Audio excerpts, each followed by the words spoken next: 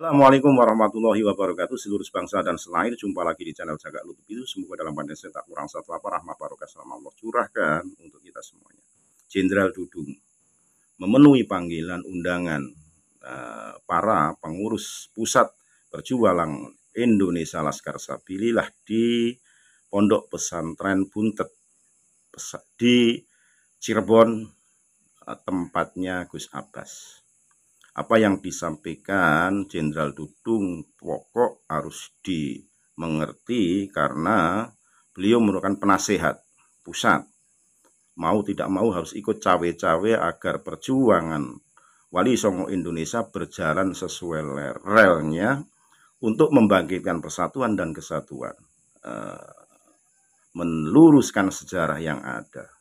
Bagaimana keluhuran Wali Songo dulu menyebarkan agama Islam yang tanpa sedikit pun meneteskan darah. Ini wajib dicontoh, dicatat sebagai bentuk prestasi yang luar biasa agar penerus perjuangan Wali Songo Indonesia ini tidak salah arah dan bertentangan dengan hukum yang ada di Indonesia. Maka perlunya penasehat sekelas Jenderal Dudung harus bisa terjun memberikan pemahaman-pemahaman kepada punggawa-punggawa pengurus perjuangan Wali Songo Laskar Sabilillah di Buntet Pesantren. Tentunya ini menjadi sebuah tonggak sejarah di mana para pengurus pusat bersatu, hadir, berkoordinasi, menyamakan persepsi, memberikan sebuah pemahaman-pemahaman, pembekalan agar menjadi sebuah acuan semangat mereka yang saat ini bergelut di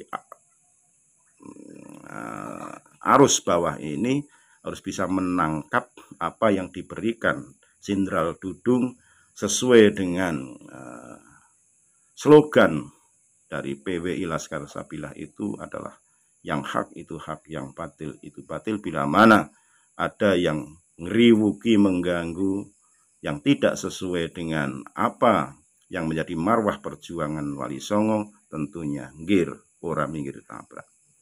Sekali lagi mohon maaf ingkang agama Nusantara milik kita. Assalamualaikum warahmatullahi wabarakatuh. Kita simak videonya. Sekali lagi mohon maaf. Assalamualaikum warahmatullahi wabarakatuh. Assalamualaikum warahmatullahi wabarakatuh. Alhamdulillah, alhamdulillahirabbil alamin, wassalatu wassalamu ala asrofil anbiya'i wal mursalin wa alihi washabihi ajmain.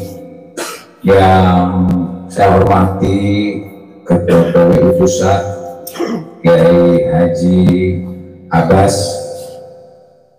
yang saya hormati Wakil Ketua PWI Pusat Kiai Malidin, para kiai, para sesepuh, para panglima, para laskar yang diberkati Allah Subhanahu wa Ta'ala. Pertama-tama marilah kita panjatkan puji dan syukur kehadirat Allah Subhanahu wa Ta'ala karena kita semua masih diberikan kesehatan, kekuatan lahir dan batin, sehingga kita masih bisa menjalankan ibadah puasa di bulan Ramadan ini, puasa penuh berkah. Kita lakukan ibadah ini dengan semestinya, sehingga kita nantinya akan mendapat rahmat dari Allah Subhanahu wa Ta'ala.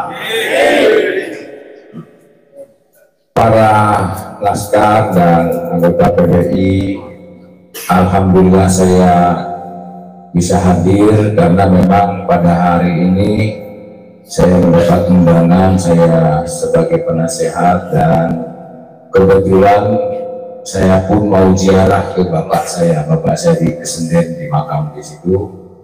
Bapak saya aslinya dari Kecilon Citeng, yang burine Gunung Sari Bunga itu tercipta mancing. Pada kesempatan yang berbahagia ini tadi Pak Kiai Abbas sudah menyampaikan tentang niat baik dan tujuan PWI untuk kepentingan bangsa dan negara. Bahkan Kiai Marudin juga tadi menyampaikan salah satunya dari tujuan negara yang tercantum di dalam pembukaan Undang-Undang Dasar 1945. Ya, dialin-alinnya bahwa dengan rahmat Allah yang Maha Kuasa dan dengan didorongkan keinginan yang luhur supaya berkehidupan berkebangsaan yang bebas, maka rakyat Indonesia dengan ini menyatakan kemerdekaan. Kalau ingin melihat sejarah 350 tahun yang lalu, 350 tahun kita dijajah Belanda, 3,5 tahun dijajah Jepang, yang kemudian sejarah membuktikan di Surabaya dengan pimpinan Bung Tomo atas restu Kiai Abbas dari Cirebon, dari Buntet, maka pertempuran sekalipun hanya berbekalkan bambu runcing di Surabaya, pimpinan Bung Tomo hanya seorang yang terdidik dari kepanduan, didukung oleh laskar fisabilillah, para kiai, para ulama yang mengorbankan jiwa dan raganya. 16.000 syuhada ya meninggal, 1.600 sekutu terbunuh tewas, 200.000 kita mengungsi. Tetapi merah putih di situ berdiri tegak. Laskar-laskar fisabilillah dari seluruh penjuru di Jawa ini berangkat menuju Surabaya. Artinya bahwa kebenaran-kebenaran itulah yang kemudian menjadi tonggak bagi para laskar-laskar. Ya, karena bahwa kebebasan, merdeka, dan ingin menjadi suatu kebenaran adalah demi Allah Subhanahu wa Ta'ala. Ini yang terpatrik pada jiwa bangsa Indonesia, sekalipun jiwa dan raga dikorbankan. Bapak sekalian, sejarah telah membuktikan bangsa Indonesia kenapa lama dijajah oleh penjajah sampai 350 tahun, karena dengan mudahnya kita diadu domba, dengan mudahnya kita diadu domba. Setelah kita merdeka, banyak goncangan-goncangan, cobaan-cobaan G13 PKI, adanya DITII, adanya Permesta, dan lain-lain sebagainya. Tentunya kita sadari bahwa ini adalah permainan-permainan dari luar yang perlu kita waspadai. Kita melihat di Timur Tengah, Irak, Iran, Libya, Lebanon, Afghanistan, Syria, Mesir, Yaman, porak-poranda, satu daratan, satu agama, hanya dibedakan dua aliran Syiah dan Sunni. Mereka bunuh-bunuhan sesama saudaranya sendiri. Ada sutradara yang memainkan, kemudian sumber daya alamnya dikuasai, dan kemudian saat ini mereka hancur, tidak punya apa-apa. Nah, Indonesia bagaimana dengan 6 agama, 17.000 pulau, tidak satu daratan? Ini sangat rentan terjadinya konflik komunalis. Bisa saja digoyang dengan situasi-situasi di dalam negeri. Ya, situasi di dalam negeri. Saat ini kita lihat dengan kepemimpinan Presiden Prabowo Subianto, begitu kuat Republik Indonesia, dan banyak godaan, goncangan, demo dan sebagainya. Ya, ini salah satunya yang akan menentukan dan kesatuan kita. Oleh karenanya kita dukung Presiden Republik Indonesia kita dengan Bapak Wapres dan seluruh jajarannya untuk diberikan kekuatan, ketabahan, ya, sehingga mampu berdiri tegak untuk memajukan bangsa Indonesia menuju Indonesia Mas. Karena di benak pikiran beliau hanya ingin memajukan bangsa, mensejahterakan rakyat, tidak ada lagi kemiskinan, tidak ada lagi korupsi dan sebagainya. Mari kita banyak hal-hal yang kemudian merasa semakin sekarang ini semakin merasa paling bertakwa sendiri, merasa paling beriman sendiri, mengumpat pemerintah, menjelekkan pemerintah, menyalahkan pemerintah dan menyalahkan satu sama lain, seakan-akan dia paling benar sendiri. Tetapi saya lihat PWI tidak pernah menjelekan pemerintah. Pernyataan-pernyataannya kayak Manudi, kayak Abbas, hanya demi bangsa dan negara, demi keutuhan, persatuan dan kesatuan, tidak pernah menjelekan, tetapi justru meluruskan dan tidak benar menjadi benar. Itulah PWI. Ya, karena memang Allah Subhanahu wa Ta'ala menyampaikan bahwa orang yang bertakwa itu adalah orang yang tidak menyakiti, orang tidak membenci, orang tidak memfitnah, orang yang tidak memojokkan, seperti dalam firman Allah, ya ayyuhalladzina amanu kutiba alaikumusiyam kama kutiba alal ladzina min qablikum la'allakum. Itu perintah Allah, kita menjadi orang-orang yang bertakwa, yaitu orang yang bertakwa mendukung pemerintah. Di benak PWI hanya satu, perjuangan demi persatuan dan kesatuan bangsa. Kita luruskan yang tidak benar, kita luruskan. Yang mencoba mengganggu persatuan dan kesatuan, kita harus berdiri tegak. Jangan sampai kita terpecah belah. Ya, dulu pejuang-pejuang kita hanya berpikir tentang kepentingan bangsa dan negara, bukan kepentingan kelompok, bukan kepentingan golongan, bukan kepentingan orang per orang, tetapi kepentingan bangsa dan negara. Oleh karenanya saya tekankan PWI terus berkumandang demi persatuan dan kesatuan, dan kita dorong, kita dukung pemerintah Pak Prabowo dan Pak Gibran.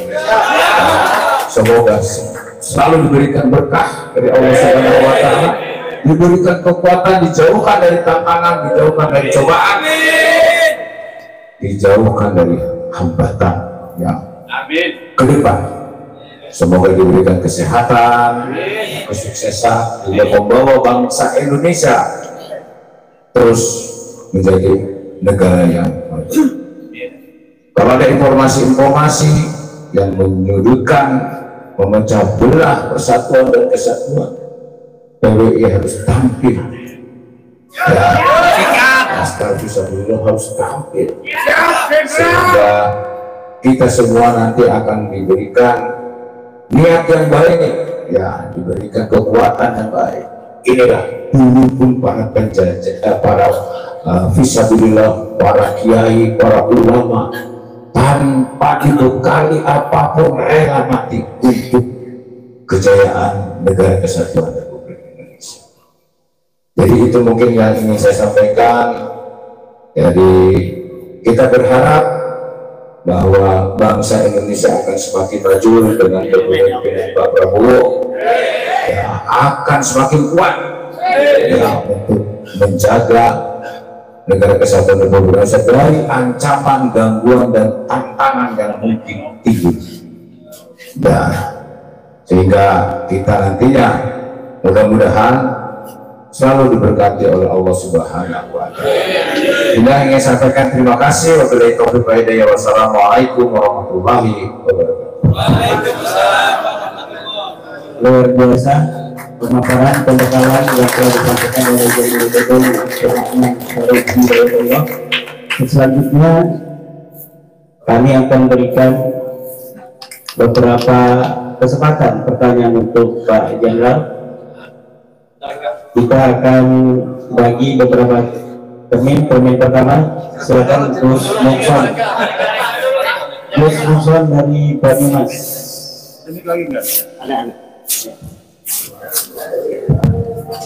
Ada. Ya.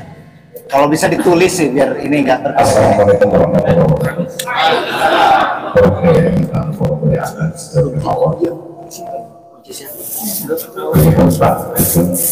Langsung saja Elang dari Mas, jadi bahasanya tak belakang itu nggak ada ngaling-ngaling.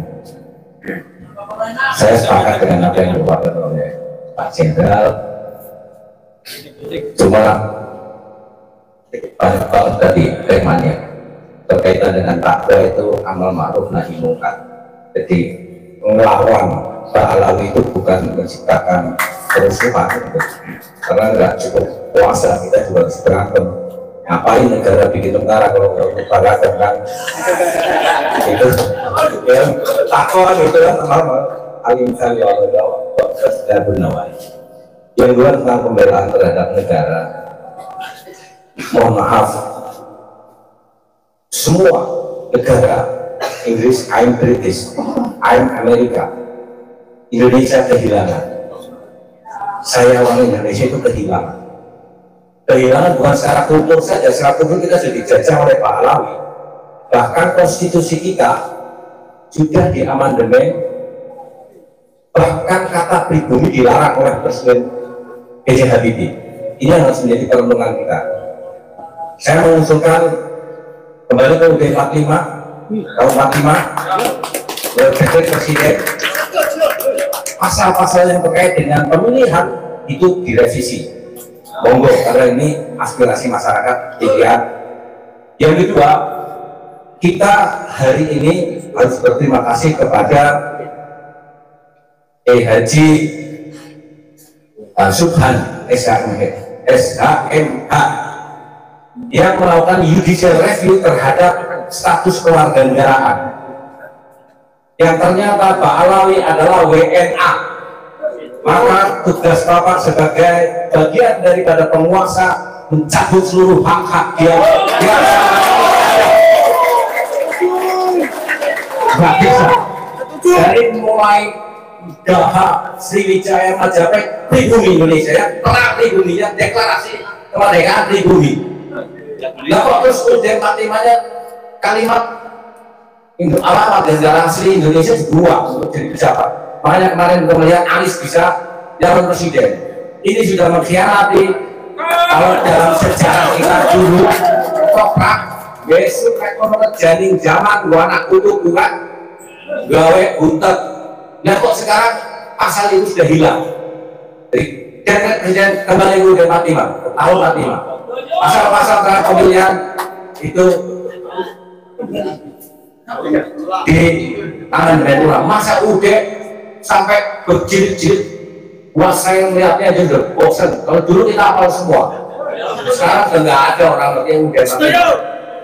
Jadi jangka pendeknya kawal MK tentang judicial review tahun 2006 tentang kewarganegaraan, sehingga Pak Alawi nanti harus dideportasi atau dia menjadi warga negara sebagaimana keturunan yang lain. Itu ya, ingin saya sampaikan. Saya masih banyak, tapi karena ya semuanya juga ingin mengeluarkan uang-uangnya, Ya, Pak Iman sudah berperan secara keilmuan. Ini sudah berperan membongkar apa kejahatan alami. Pak Yusuf juga selalu memberikan spirit dan doa. Bagus Mogi bikin jaringan Nusantara. Panglima kita wis orang mihir tabrak. Oke, Gus. Orang kira gitu. Udah gak ada ampun. Loh, mereka menganggap kita sesat Saya coba kamu tukang dobol, kamu itu WNA. Jangan main-main di Nusantara. Loh, masa saya nggak boleh ngomong begitu? Saya melindungi. Siap, ya. Assalamualaikum. Baik, pertanyaan kedua. Silakan. Ya. Tolong jangan bertele-tele ya. Simpel.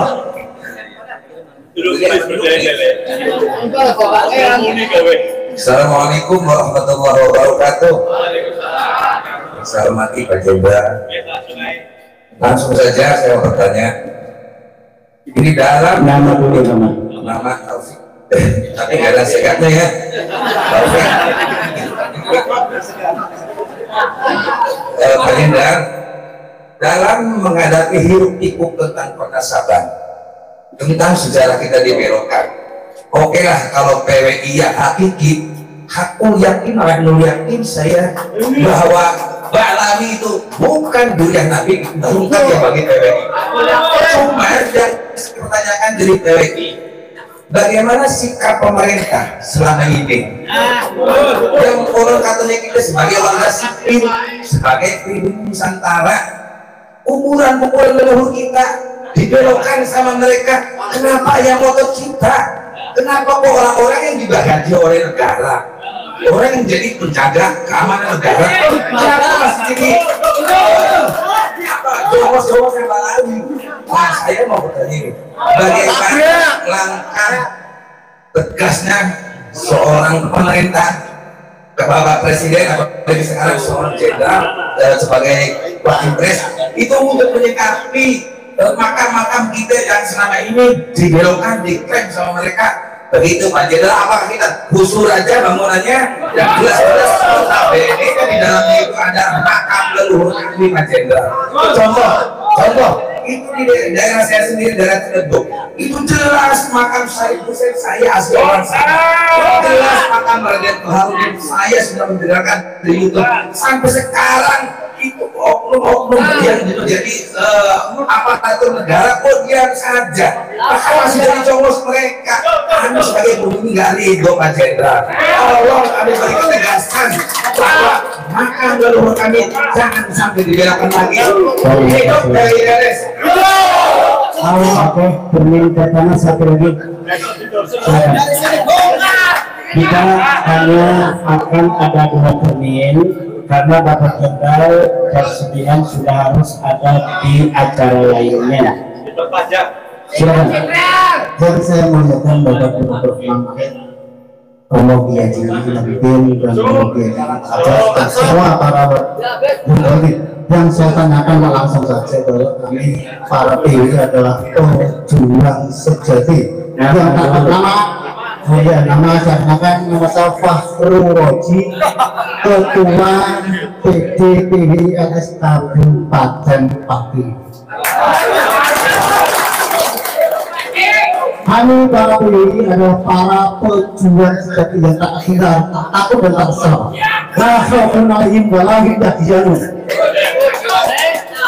Yang saya tanyakan karena ini waktu singkat, sejauh manakah kehadiran pemerintah di dalam mendukung perjuangan kami para PWI LS Gada. Wassalamualaikum warahmatullahi wabarakatuh. Singkat sekali. Baik, kita akan dengarkan jawaban dari Jenderal Dudung. Pertama dari Gus Wokson dari Komnas. Undang-Undang Dasar 1945 sudah dirubah. Poin Indonesia asli untuk seorang presiden sekarang sudah ditiadakan. Ini bagaimana tanggapan Jenderal untuk mengembalikan kembali Undang-Undang Dasar 45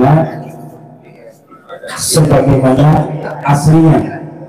Kemudian Yang kedua tentang Mbak Alawi adalah PNA menurut seorang pakar hukum dari PNI yang sekarang sedang mengajukan judicial review ke Mahkamah Konstitusi.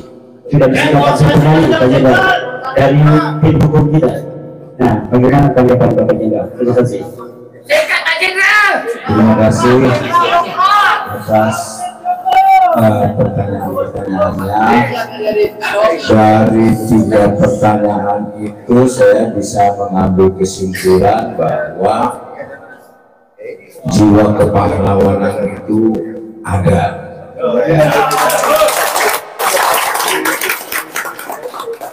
Pak Sapri, apa tadi pertanyaannya ya?